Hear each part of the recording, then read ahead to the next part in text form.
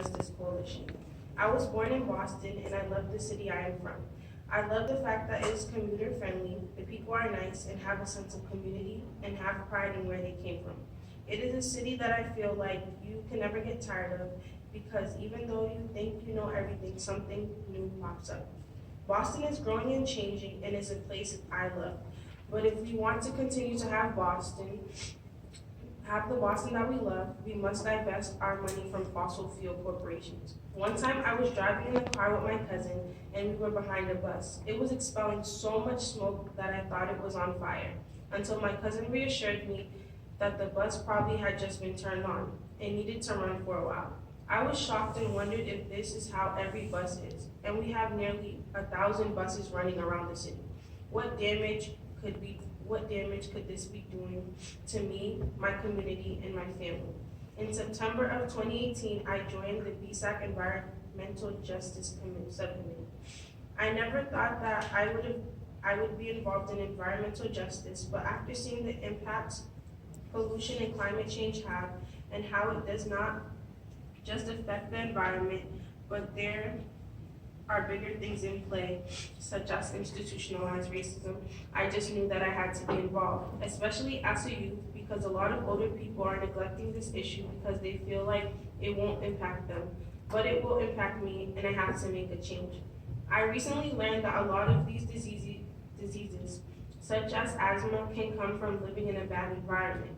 It had me thinking back to when I was born and hearing stories of how when me and my twin brother were born, I got to go home first, but my brother had to stay in the hospital because he had bad asthma.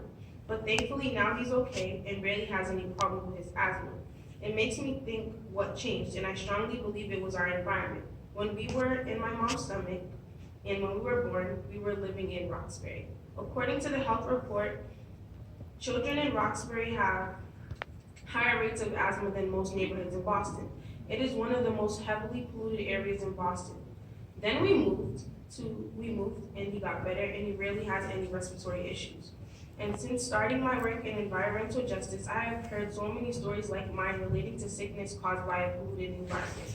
The fact that we have ways to put a stop to this destruction and we are not taking advantage of these opportunities is ludicrous.